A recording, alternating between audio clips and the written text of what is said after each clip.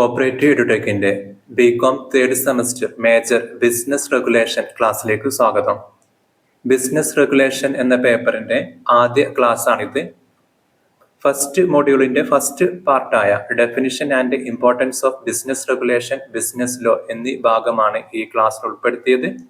ക്ലാസ്സുകൾ ആദ്യമായിട്ട് കാണുന്നവർ ചാനൽ സബ്സ്ക്രൈബ് ചെയ്യുക. നോട്ടുകൾക്ക് വേണ്ടിയിട്ട് ടെലഗ്രാം ഗ്രൂപ്പും.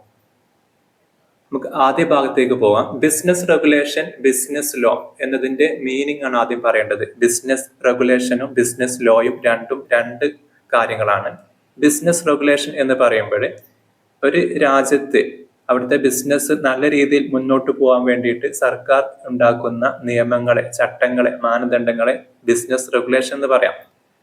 ഉദാഹരണം പറയുകയാണെങ്കിൽ ഒരു ഫുഡ് പ്രൊഡക്ഷൻ നടത്തുന്ന ഒരു സ്ഥാപനത്തിന് നിർബന്ധമായിട്ടും FSSAI food safety and standards authority of ഇന്ത്യയുടെ ലൈസൻസ് എടുത്തിരിക്കണം. അത് സർക്കാരിന്റെ റെഗുലേഷനാണ്. ബിസിനസ് ലോ എന്ന് പറയുമ്പോൾ ബിസിനസ്സുകൾ തമ്മിൽ നല്ല രീതിയിൽ മുന്നോട്ട് പോകാൻ അവർ തമ്മിൽ കരാറുകൾ ഉണ്ടാക്കാറുണ്ട്. അല്ലെങ്കിൽ തൊഴിലാളികളായിട്ട്, കസ്റ്റമേഴ്സായിട്ട് അവർക്ക് നല്ല രീതിയിൽ മുന്നോട്ട് പോകേണ്ടതുണ്ട്. അതിന് ഉതകുന്ന രീതിയിൽ ഒരു രാജ്യത്ത് അതുമായി ബന്ധപ്പെട്ട നിയമങ്ങൾ ഉണ്ടാവാറുണ്ട്. അവയാണ് ബിസിനസ് ലോ അല്ലെങ്കിൽ കൊമേഴ്സ്യൽ ലോ എന്ന് പറയാം. ഉദാഹരണം പറയുകയാണെങ്കിൽ ഒരു കമ്പനിയും അവരുടെ സപ്ലയറും അവർ തമ്മിലൊരു കോൺട്രാക്റ്റ് ഉണ്ട്. ആ കോൺട്രാക്റ്റിൽ എന്തെങ്കിലും ഇഷ്യൂസ് വന്നു കഴിഞ്ഞാൽ അത് കോൺട്രാക്ട് ആക്ട് 8072 പ്രകാരം, നമുക്ക് ഈ പേപ്പറിൽ പഠിക്കേണ്ട മേജർ ആക്ട് ആണ്. കോൺട്രാക്ട് ആക്ട് 8072 പ്രകാരം അത് കോടതിയിൽ ആ തർക്കം പരിഹരിക്കും. അത് ഒരു ബിസിനസ് ലോ ആണ്. അതുപോലെ ഒത്തിരി ബിസിനസ് ലോകളുണ്ട്. നമുക്ക് കോൺട്രാക്ട് ആക്ട് 8072 ആണ് പഠിക്കാനുള്ളത് ഈ പേപ്പറിൽ. ഇനി നമുക്ക് മീനിങ് നോക്കാം. ബിസിനസ് റെഗുലേഷൻ എന്ന് പറഞ്ഞാൽ the law, rules and government standards that oversee the creation, operation and dissolution of business. These regulations aim to ensure fair practice, protect consumers and employees and maintain market order. ഒരു രാജ്യത്ത് business നല്ല രീതിയിൽ മുന്നോട്ട് പോകേണ്ടതുണ്ട്, market perfect ആവേണ്ടതുണ്ട്, കൺസ്യൂമേഴ്സിനെ protect ചെയ്യേണ്ടതുണ്ട്, employees ഉണ്ട്, അവരൊക്കെ നല്ല രീതിയിൽ ഈ സ്ഥാപനങ്ങൾ ട്രീറ്റ് ചെയ്യേണ്ടതുണ്ട്. അപ്പം അതിന് ആവശ്യമായ ലോ, റൂള്, ഗവൺമെന്റ് സ്റ്റാൻഡേർഡ്സ്, അത് അത്തരം കാര്യങ്ങളെയാണ് ബിസിനസ് റെഗുലേഷൻസ്. ആ റെഗുലേഷൻസിനെയാണ് ബിസിനസ് റെഗുലേഷൻസ് എന്ന് പറയാം. ആ റെഗുലേഷന്റെ ഭാഗമാണ് നേരത്തെ പറഞ്ഞ എക്സാമ്പിൾ. FSSAIയുടെ ലൈസൻസ് നിർബന്ധമാണ് ഫുഡ്, ഭക്ഷ്യ ഉൽപ്പന്നങ്ങൾ വിൽക്കുന്ന ഒരു കടക്ക്. അത് റെഗുലേഷനാണ്. ബിസിനസ് ലോ എന്ന് പറയുമ്പോൾ അതിന് കൊമേഴ്സ്യൽ ലോ എന്നോ അല്ലെങ്കിൽ കോർപ്പറേറ്റ് ലോ എന്നൊക്കെ പറയാം. It is A body of legal rules that govern how business operate.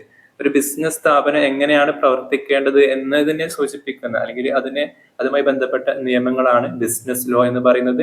It cover the area such as contracts, company formation, employment law, intellectual property and dispute resolution. ഒരു ബിസിനസിന്റെ എല്ലാ കാര്യങ്ങളുമായി ബന്ധപ്പെട്ട് ഈ കാര്യങ്ങൾ ഈ ലോ പറയാറുണ്ട്.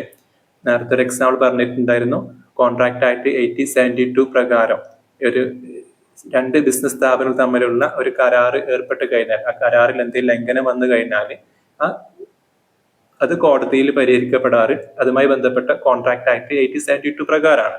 അതൊരു ബിസിനസ് ലോ ആണ്, അതൊരു കൊമേഴ്സ്യൽ അല്ലെങ്കിൽ കോർപ്പറേറ്റ് ലോ ആണെന്നൊക്കെ അതിനു വേണ്ടി പറയാം. നമുക്ക് ഇതിന് ഇമ്പോർട്ടൻസ് നോക്കാനുണ്ട്. Importance of business regulation and business law. ഒന്ന്, എൻഷ്യൂർ ലീഗൽ കംപ്ലൈൻസ് ആണ്. അതായത് ബിസിനസിന്റെ പ്രവർത്തനം അത് തികച്ചും ലീഗലി ആണ് എന്ന് ഉറപ്പുവരുത്താൻ, അത് നിയമങ്ങൾക്ക് അനുസൃതമായിട്ടാണ് അത് പ്രവർത്തിക്കുന്നത് എന്ന് ഉറപ്പുവരുത്താനുള്ള ഒരു മാർഗമാണ് ബിസിനസ് ലോ അല്ലെങ്കിൽ business regulations. It prevent legal penalties, lawsuits and closures. അപ്പം അത് സമൂഹത്തിന്റെ താല്പര്യങ്ങളെ അത് മുൻനിർത്തിയിട്ട് ആ നിയമങ്ങൾക്കനുസൃതമായിട്ട് ആ സ്ഥാപനം മുന്നോട്ട് പോകാൻ സഹായിക്കുന്നുണ്ട്. രണ്ടാമത്തത്, പ്രൊട്ടക്ട് സ്റ്റേക്ക് ഹോൾഡേഴ്സ്. ഒരു സ്ഥാപനത്തെ സംബന്ധിച്ചിടത്തോളം ഒരുപാട് സ്റ്റേക്ക് ഹോൾഡേഴ്സ് ഉണ്ട്. മെയിനായിട്ട് വരിക അവിടുത്തെ എംപ്ലോയീസും ആ സ്ഥാപനത്തിന്റെ കസ്റ്റമേഴ്സും ആയിരിക്കും. ഇപ്പൊ എംപ്ലോയീസിന് മാന്യമായിട്ട് ശമ്പളം നൽകേണ്ടതുണ്ട്, അവരെ വേതന വ്യവസ്ഥകൾ പാലിക്കപ്പെടേണ്ടതുണ്ട്. കസ്റ്റമറെ സംബന്ധിച്ചിടത്തോളം അവർക്ക് ലഭ്യമാകുന്ന പ്രൊഡക്റ്റ് അല്ലെങ്കിൽ സർവീസ് അത് നീറ്റ് ആവേണ്ടതുണ്ട്. അതിൽ എന്തെങ്കിലും പ്രശ്നങ്ങൾ വന്നു കഴിഞ്ഞാൽ അവർക്ക് പരാതിപ്പെടാനുള്ള ഒരു അവസരം അല്ലെങ്കിൽ ഇടം വേണ്ടതുണ്ട്. അപ്പം ആ ഒരു അർത്ഥത്തിലാണ് പ്രൊട്ടക്ട് സ്റ്റേക്ക് ഹോൾഡേഴ്സ് എന്ന് പറഞ്ഞത്. മൂന്നാമത്തത് പ്രൊമോട്ട് ഫെയർ കോമ്പറ്റീഷൻ അതായത് prevent monopolies and unethical trade practice. തികച്ചും അത് ഒരു മത്സരത്തിൽ രീതിയിലുള്ള ഒരു മുന്നോട്ട് പോക്കായിരിക്കണം. അതിൽ തികച്ചും ഹെൽത്തി കോമ്പറ്റീഷൻ ഇന്നോവേഷൻസ് അതിൽ വരേണ്ടതുണ്ട്. അപ്പൊ അതിനും ഈ നാട്ടിൽ എന്ത് വേണം? ബിസിനസ് റെഗുലേഷൻസും ബിസിനസ് ലോയുകളും ആവശ്യമുണ്ട്. തെറ്റായ പരസ്യം നൽകിയിട്ട് ആളുകളെ പറ്റിക്കുന്ന രീതിയിലാണ് ഒരു സ്ഥാപനം വർക്ക് ചെയ്യുന്നതെങ്കിൽ തികച്ചും വ്യാജമായ പരസ്യമാണ്. അപ്പൊ ആ രീതിയിൽ അവർക്ക് മുന്നോട്ട് പോകാൻ പറ്റും, മാർക്കറ്റ് കീഴടക്കാൻ പറ്റും, പക്ഷെ അതുവഴി അവർക്ക് മത്സരം നേരിടാനും പറ്റും. പക്ഷെ അത് എന്താണ്? തികച്ചും തെറ്റാണ്. അപ്പൊ അതിനെതിരെ നടപടി എടുക്കണമെങ്കിൽ ഇത്തരം ലോ രാജ്യത്ത് നിർബന്ധമായിട്ടും ആവശ്യമുണ്ട്. Provide dispute resolution mechanism, offer legal remedy and procedure to solve business disputes. എന്തെങ്കിലും പ്രശ്നങ്ങൾ വന്നാൽ, തർക്കങ്ങൾ വന്നാൽ, അല്ലെങ്കിൽ കരാറ് പാലിക്കപ്പെട്ടില്ല, അങ്ങനെ കസ്റ്റമേഴ്സ് എന്തെങ്കിലും പരാതി വന്നാൽ അത് സിവിൽ കോടതിയിലോ കൺസ്യൂമർ ഫോറത്തിലോ പരാതി നൽകി പ്രശ്നങ്ങൾ തീർപ്പാക്കാനുള്ള അവസരം ഇത്തരം ബിസിനസ് ലോകൾ പ്രൊവൈഡ് ചെയ്യുന്നുണ്ട്. Boost investor confidence. ഒരു നിയമവ്യവസ്ഥയിൽ ആ വ്യവസ്ഥകൾ പാലിച്ചു പോകുന്ന ഒരു സ്ഥാപനം, ഒരു നാട്, ഒരു രാജ്യമാണെങ്കിൽ അവിടെ ഇൻവെസ്റ്റേഴ്സിനെ അവർ ധൈര്യമായിട്ട് അവർ ഫണ്ട് ഇൻവെസ്റ്റ് ചെയ്യാൻ അവർ തയ്യാറാകും. അവരുടെ കോൺഫിഡൻസ് തികച്ചും അത് ബൂസ്റ്റ് ചെയ്യും. Stable legal system encourage domestic and foreign investment. Investors feel more secure knowing the rights are protected. അവർക്ക് അവരെ ഫണ്ടിൽ വിശ്വാസം ഉണ്ടാവും.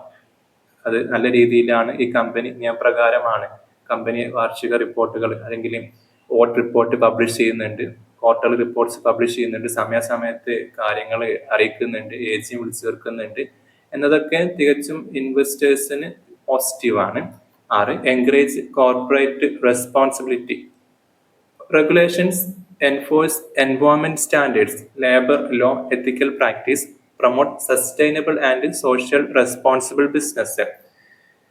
ഇപ്പോൾ ഒരു ഉദാഹരണം പറയുകയാണെങ്കിൽ പ്ലാസ്റ്റിക്കിന്റെ ഉപയോഗം കുറയ്ക്കുക, അല്ലെങ്കിൽ പരിസ്ഥിതി നിയമങ്ങൾ പാലിക്കുക, തൊഴിലാളികൾക്ക് സുരക്ഷാ സംവിധാനങ്ങൾ ഒരുക്കുന്നുണ്ട് തുടങ്ങിയത് കമ്പനികൾ നിർബന്ധമായി പാലിക്കേണ്ടതുണ്ട്. ഇങ്ങനെ പല കാര്യങ്ങൾ, ഇപ്പോൾ വേസ്റ്റ് മാനേജ്മെന്റ്, പല മേഖലകളിൽ പ്രകൃതി സംരക്ഷിക്കാൻ വേണ്ടി ഒരുപാട് നിയമങ്ങളുണ്ട്.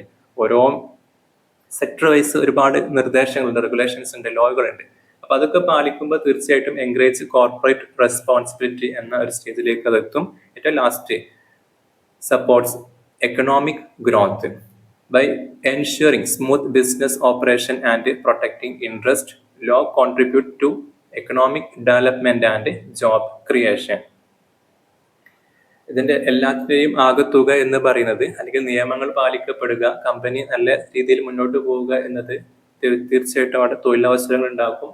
അത് എക്കണോമിയിൽ പോസിറ്റീവായിട്ട് ഇമ്പാക്ട് ഉണ്ടാക്കും. കസ്റ്റമേഴ്സ് നല്ല സർവീസ് പ്രൊഡക്റ്റ് ലഭ്യമാക്കുന്ന സാഹചര്യം ഉണ്ടാക്കും. അത് രാജ്യത്തിന്റെ സാമ്പത്തിക വളർച്ചയ്ക്കും വളരെയധികം ഹെൽപ്ഫുൾ ആണ്. ഇത്രയാണ് ഈ ആദ്യ ക്ലാസ്സിൽ ഉൾപ്പെടുത്തിയത്. പ്രധാനമായി ഓർക്കേണ്ടത് ബിസിനസ് റെഗുലേഷനും ബിസിനസ് ലോയും തമ്മിലുള്ള രണ്ട് മാറ്റങ്ങളുണ്ട്, ചെറിയ മാറ്റങ്ങളുണ്ട്. ഒന്ന് ബിസിനസിന്റെ റെഗുലേഷൻസ് ആണ്, സർക്കാരിന്റെ ഭാഗത്തു നിന്ന് ഉണ്ടാക്കുന്ന റൂൾസ് ആൻഡ് റെഗുലേഷൻസ് ആണ് ബിസിനസ് റെഗുലേഷൻ എന്ന് പറഞ്ഞാൽ. ബിസിനസ് ലോ എന്ന് പറയുമ്പോൾ ബിസിനസ് നല്ല രീതിയിൽ മുന്നോട്ട് പോകാൻ വേണ്ടിയിട്ട് അവർ വ്യത്യസ്ത പാർട്ടികളായിട്ട് കോൺട്രാക്റ്റുകൾ ഉണ്ടാക്കിയിട്ടുണ്ടാവാം. ആ കോൺട്രാക്റ്റുകളെ നിയന്ത്രിക്കുന്ന അല്ലെങ്കിൽ അതിനെ കൺട്രോൾ ചെയ്യുന്ന നിയമങ്ങളെയാണ് ബിസിനസ് ലോ എന്നും പറയുന്നത്. Thanks for watching.